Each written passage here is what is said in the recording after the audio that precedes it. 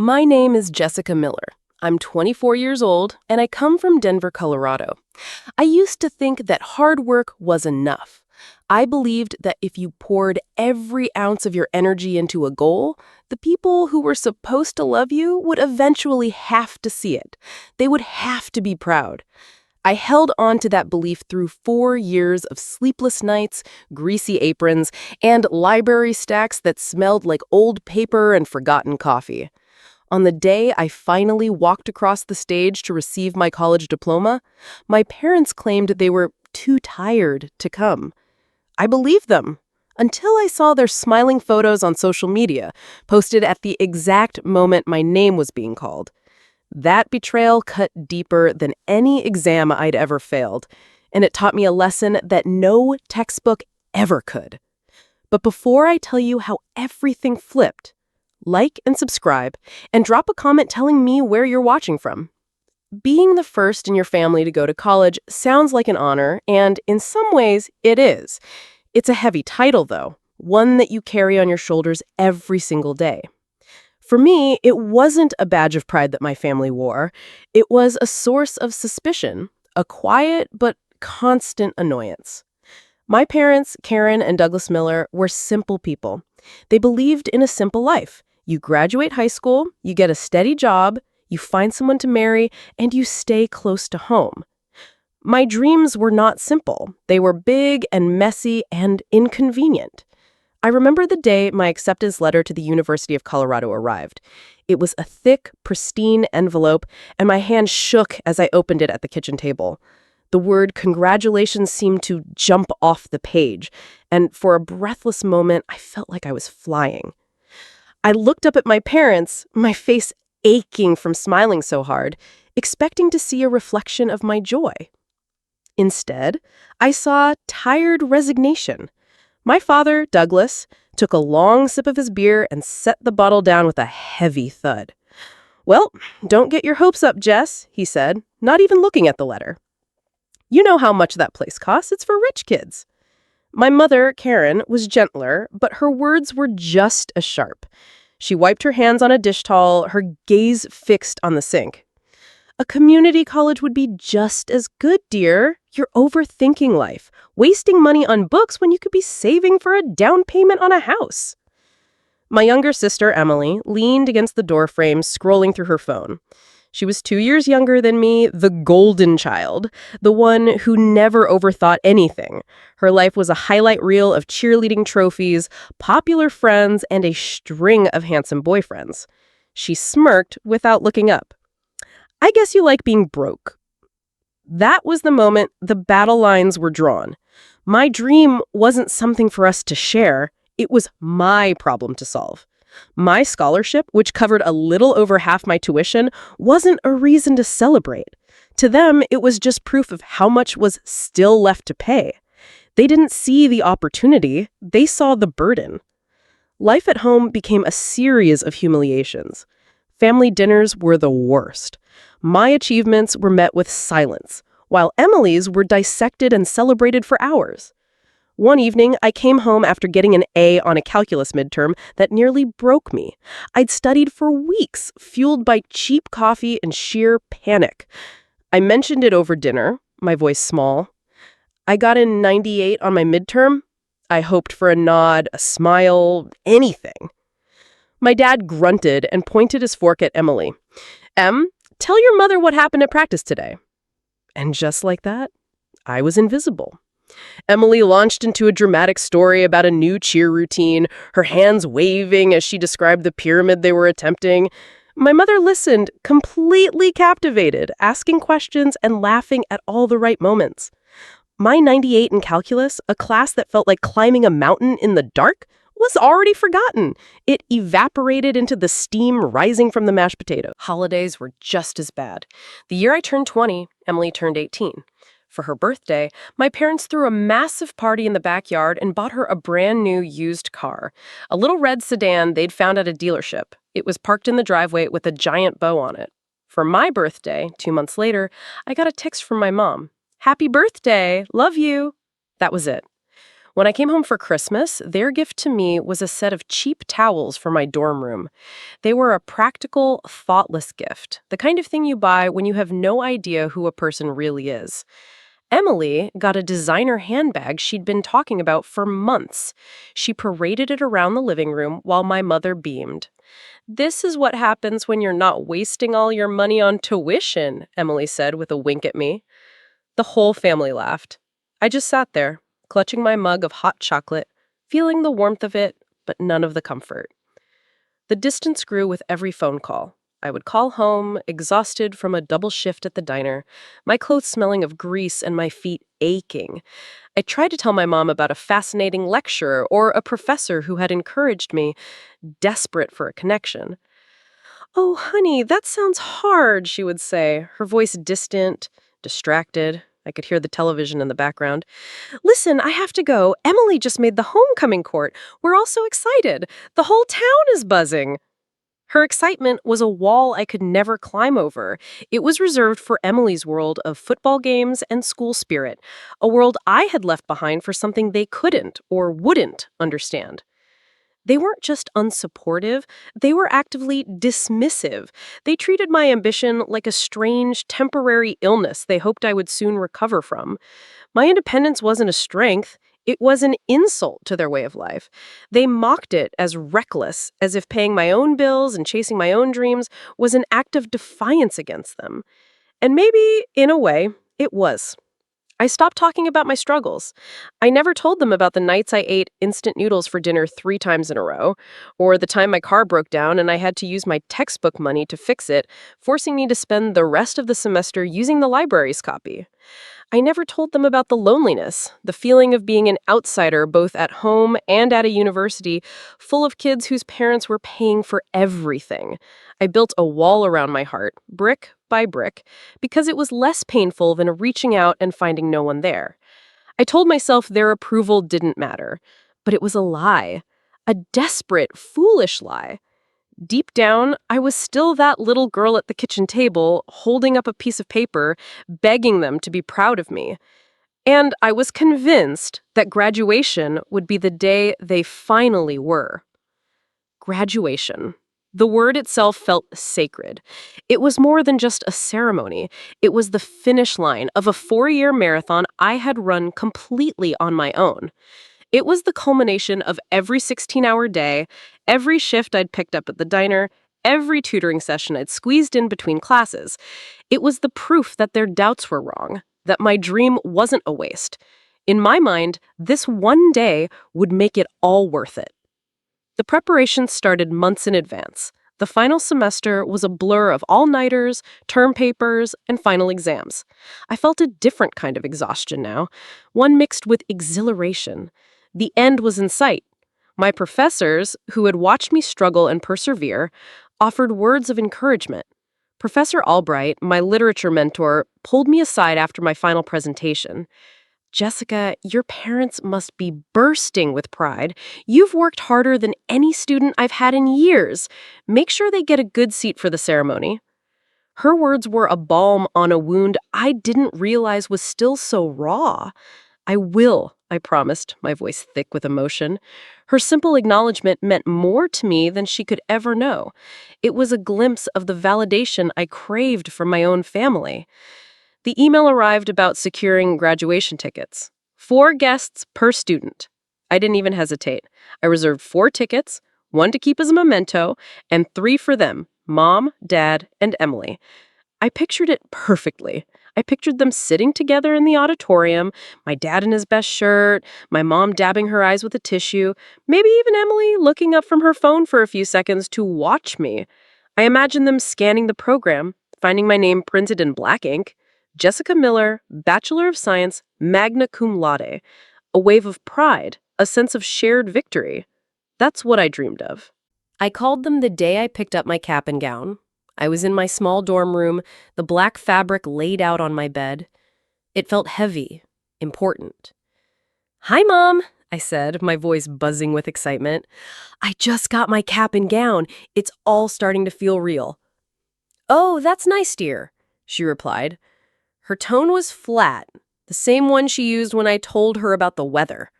I could hear the clatter of pots and pans in the background. She was making dinner.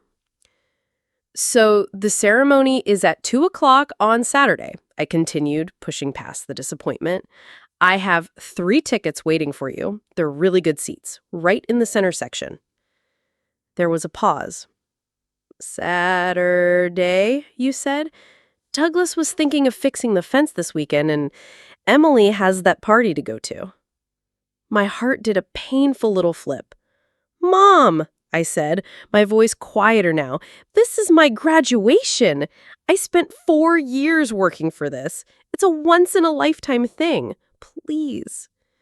I hated the pleading tone in my voice, but I couldn't help it. I needed them there.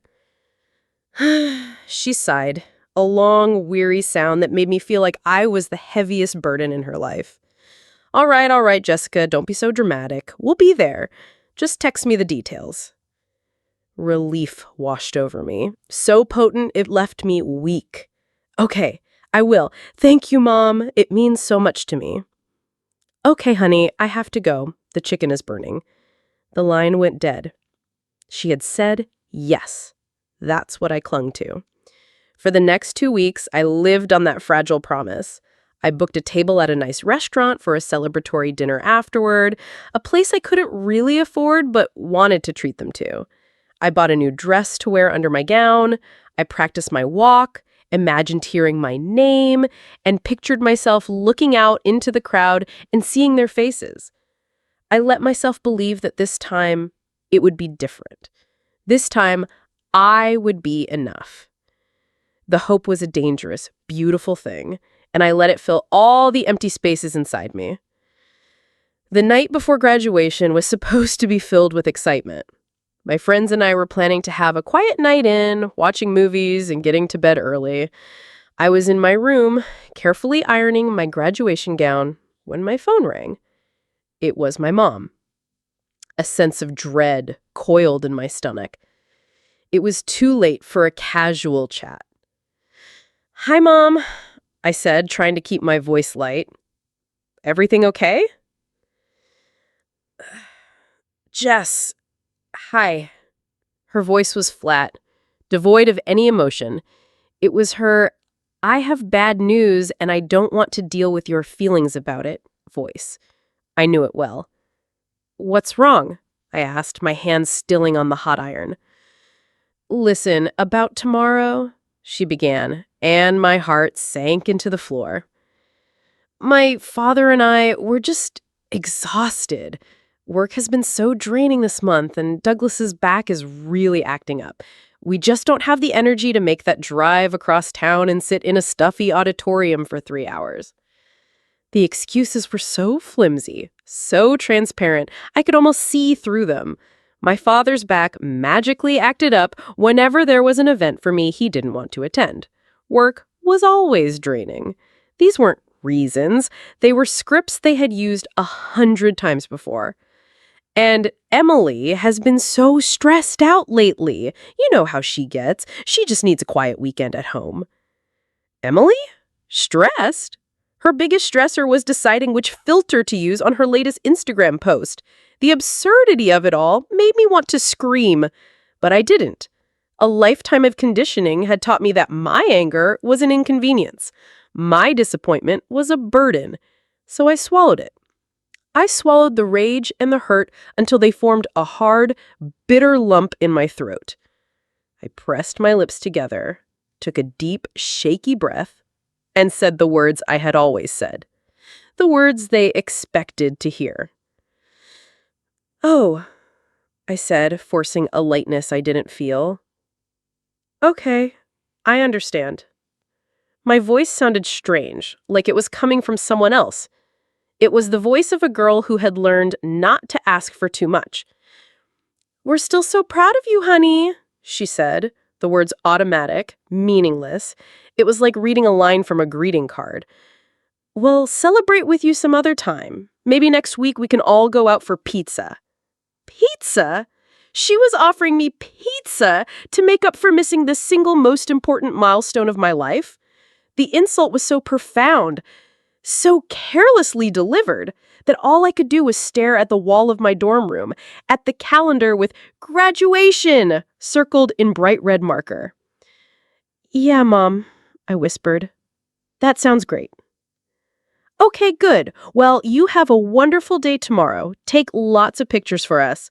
Love you." "Love you too," I lied. And the call ended. The silence in the room was deafening.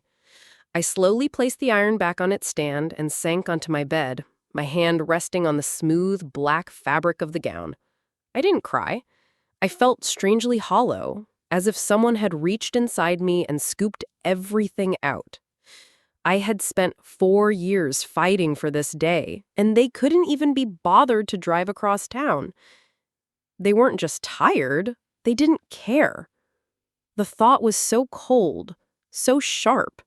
It felt like a piece of ice lodging itself in my chest.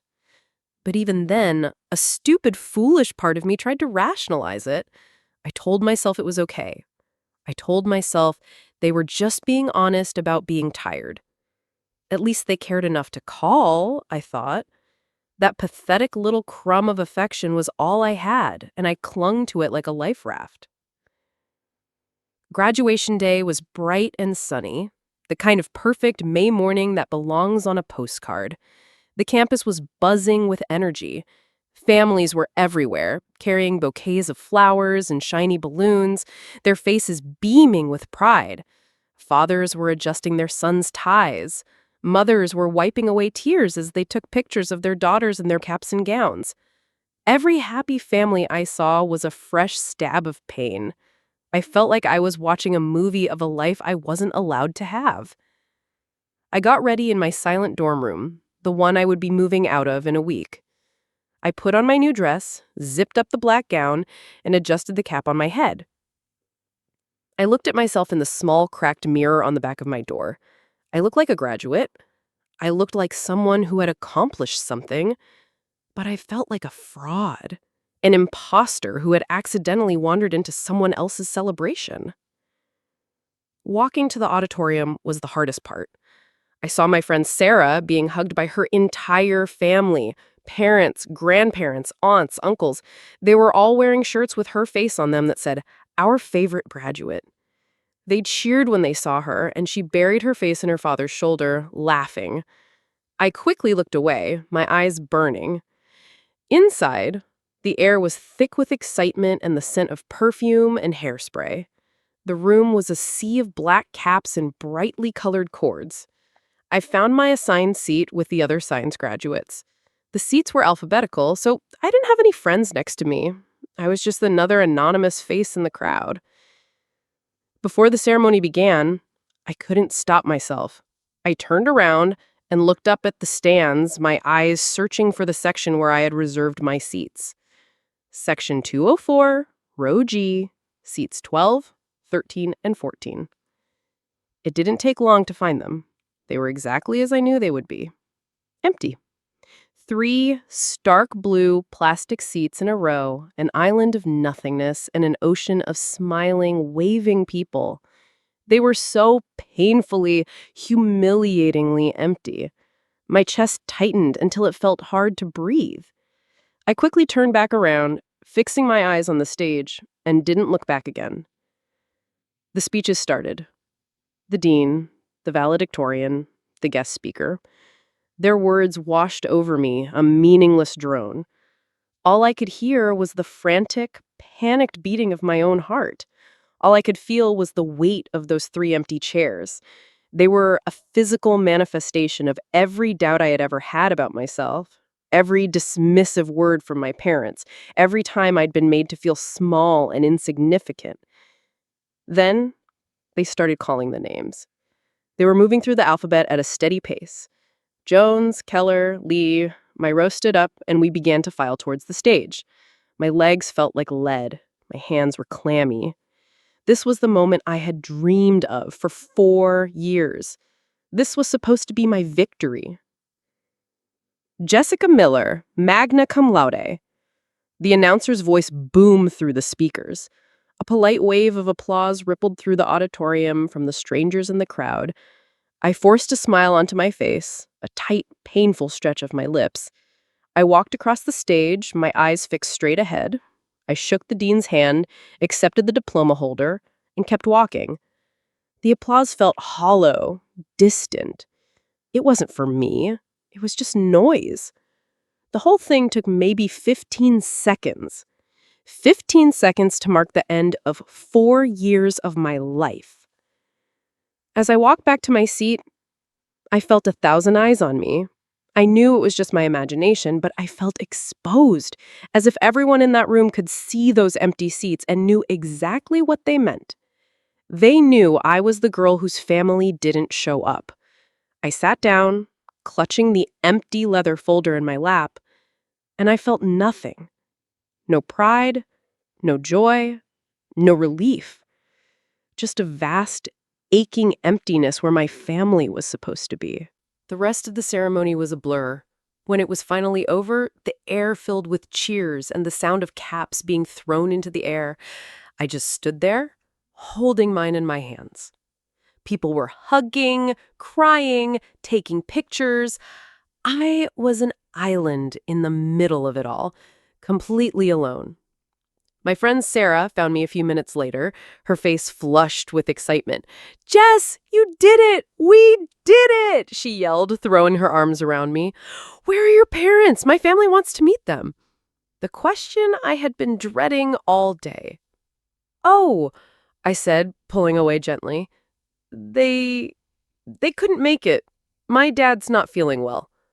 The lie tasted like ash in my mouth. Sarah's face fell with sympathy. "Oh no, I'm so sorry." "Well, you have to come to dinner with us. We're not letting you celebrate alone." I appreciated her kindness more than she knew, but the thought of sitting with her big, happy, loving family was more than I could bear. "Thanks, Sarah, but I think I'm just going to go home and crash. I'm really tired." It was their excuse, but for me, it was the truth. I was so tired. A bone-deep exhaustion that had nothing to do with a lack of sleep. I gave her one last hug, promised to call her tomorrow, and slipped out of the auditorium before anyone else could talk to me. I walked back across campus, my gown flapping in the breeze, the diploma holder a dead weight in my hand. I didn't want to celebrate. I just wanted to disappear. That evening, the silence in my dorm room was a physical presence. My cap and gown were thrown in a heap on my desk chair, and the diploma holder lay unopened on my bed. It was over. I had done it, but there was no triumph, only a dull, persistent ache in my chest. My friends were out with their families, their phones buzzing with congratulatory messages. Mine was silent. I ordered a pizza, the cheapest one on the menu, and sat on my floor eating it out of the box. I felt numb, disconnected from everything. To escape the quiet, I did what everyone does. I opened my phone and started to scroll. Instagram, Twitter, Facebook, a meaningless stream of other people's perfect lives. Pictures of my classmates in their gowns, surrounded by proud parents, captions full of gratitude and love.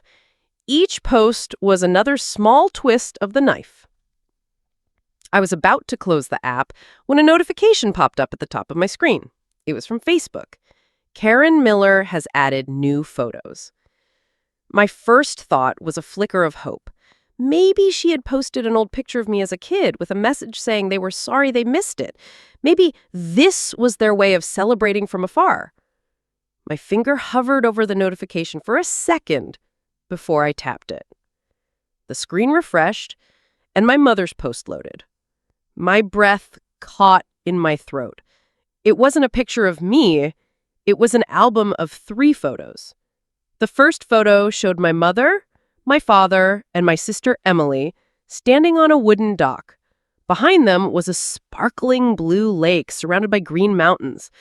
They were all wearing sunglasses and bright summer clothes. They were smiling, wide, genuine, carefree smiles. My dad had his arm around my mom, and Emily was making a peace sign for the camera. They looked happy. They looked relaxed. They looked anything but tired. My hands started to shake. I clicked to the next photo. It was a close-up of 3 colorful cocktails, garnished with little paper umbrellas, sitting on a table overlooking the water. The third photo was a selfie of the 3 of them, their heads close together, laughing. My mother's face was glowing with joy. Then I read the caption. It was written in a cheerful, bubbly font. Much-needed family getaway, soaking up the sun at the lake and enjoying some downtime. Hashtag family first, hashtag blessed, hashtag weekend vibes. My blood ran cold. A getaway. They weren't at home. They weren't resting. They were on a vacation. The word family first burned on the screen, a cruel, mocking joke. But the final blow, the one that shattered what was left of my heart, was the timestamp. It was posted at 2:15 p.m. I glanced at the clock on my phone. Then I checked the graduation program I had tossed on my nightstand. The ceremony schedule was printed inside. The calling of names for the College of Arts and Sciences began at 2 p.m. Miller, my name, would have been called around 2:10 p.m. At the exact moment I was walking across the stage, the single most significant moment of my academic life, they were posing for pictures. They were sipping cocktails.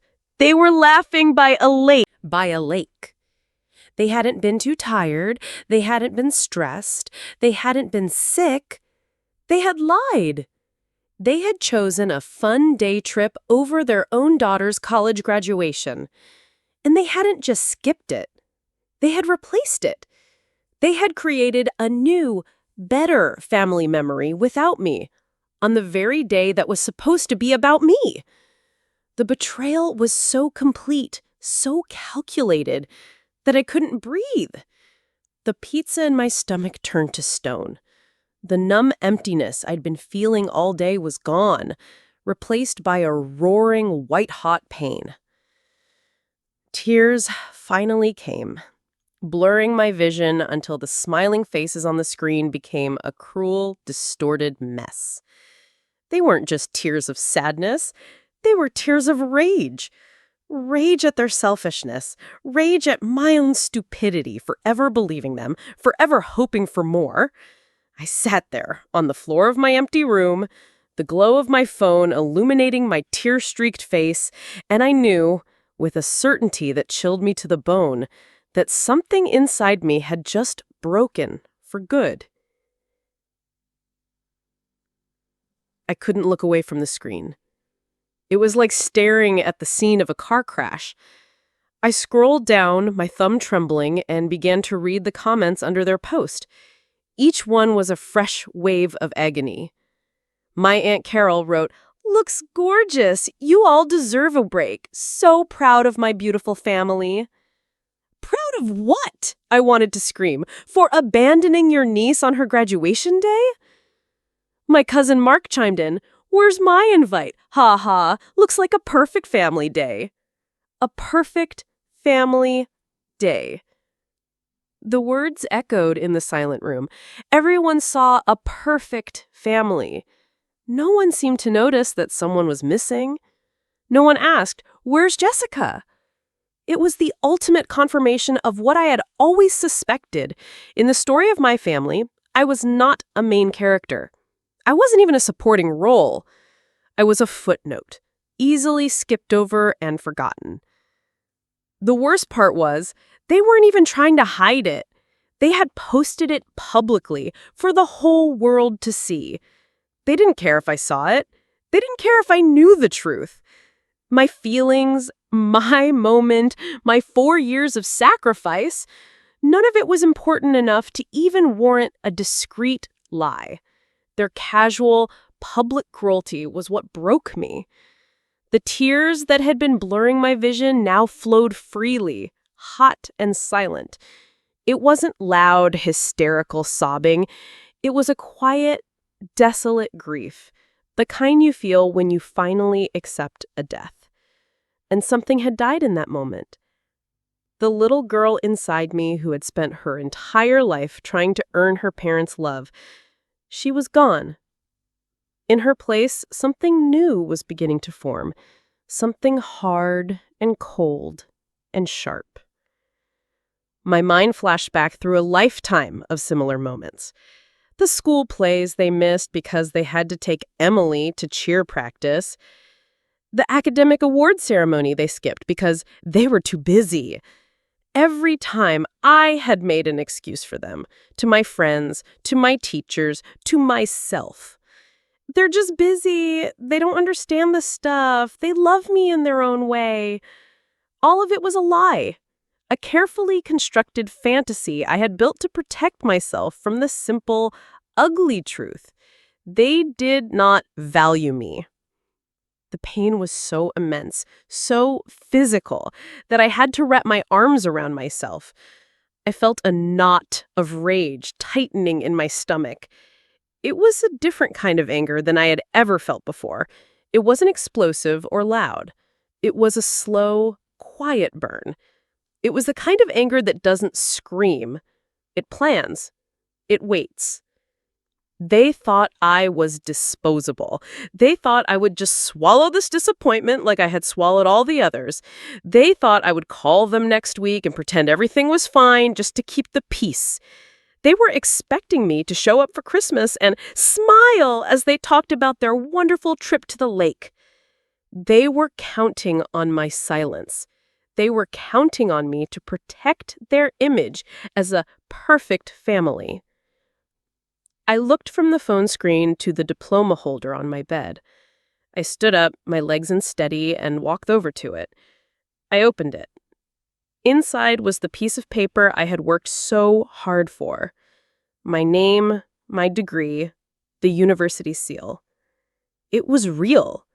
I had earned this. I had done this without them. I had done this in spite of them. The tears slowed. My breathing steadied. The fire inside me wasn't just pain anymore. It was fuel. They had made their choice. They had posted their story for the world to see. Now I would post mine. I didn't act out of impulse. For a long hour, I sat on my bed, the diploma in my hands, and let the cold resolve settle over me. My pain was a private thing, but their betrayal was public. The whispers and polite questions from friends and professors would follow me for weeks if I said nothing. How was celebrating with your family? Did your parents just love the ceremony? I was tired of making excuses for them. I was tired of lying to protect their reputation while they shattered my heart. The revenge I envisioned wasn't loud or dramatic. I wasn't going to write a long, angry post tagging them and exposing every detail. That would make me look bitter and unhinged. It would give them the power to paint me as the difficult, overly emotional daughter. No, my response had to be just like them. Simple, public, and devastating in its quiet implication. I scrolled through the photos on my phone from the day. There were a few blurry selfies and a picture a classmate had taken of me walking off the stage. Then I found the one. A stranger, a kind-looking mother who had been sitting near the stage, had offered to take a picture of me after the ceremony. "You should have one by yourself to remember this," she'd said. In the photo, I was standing alone on the campus lawn, the auditorium in the background. I was in my full cap and gown, holding my diploma. I wasn't smiling, a huge fake grin. It was a small, tired, but determined smile. It was a picture of a survivor. It was perfect. I opened Instagram. I uploaded the photo. Then I thought about the caption. Every word had to be perfect. Every word had to be a scalpel. I typed and deleted several versions. Finally, I settled on 6 words. 6 simple, undeniable words. First in the family, did it alone. And then I added 2 more. Worth it. I read it one last time. It was everything I wanted to say. It was proud, but not arrogant. It was sad, but not self-pitying. It was a statement of fact. It told the whole story without telling any of it. I took a deep breath and hit share. For a few minutes, nothing happened. Then the first like appeared, then another, then a comment from my friend Sarah. "So proud of you, Jess. You are an inspiration." Then a comment from Professor Albright. "Congratulations, Jessica. A well-deserved achievement."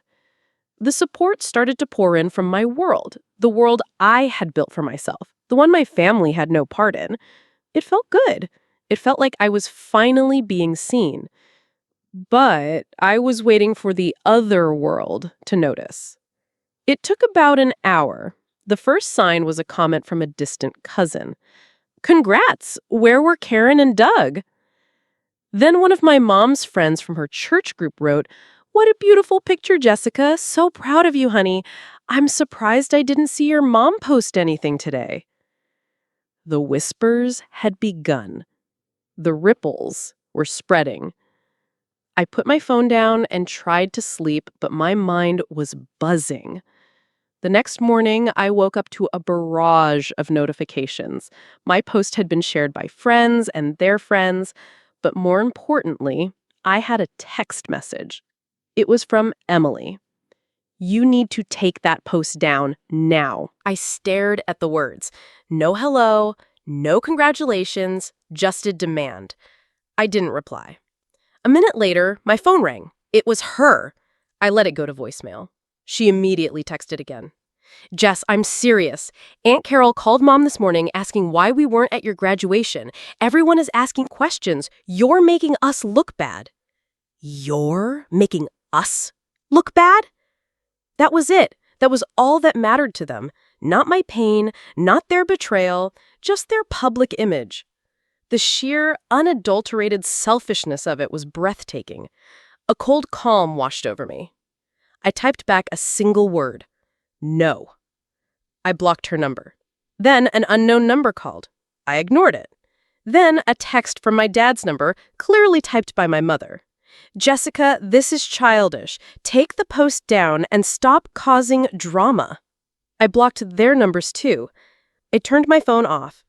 For the first time in my life, I was refusing to manage their feelings. I was refusing to be the family shock absorber. The truth was out there, quiet and simple, and I was going to let it do its work. Their shame was not my burden to carry. Not anymore. In the week that followed, I moved out of my dorm and into a small, temporary apartment I found online. The silence from my family was absolute. But the noise from the rest of the world was deafening. I heard through the grapevine of cousins and family friends that my parents were being bombarded with questions. At church, at the grocery store, at family barbecues they could no longer avoid.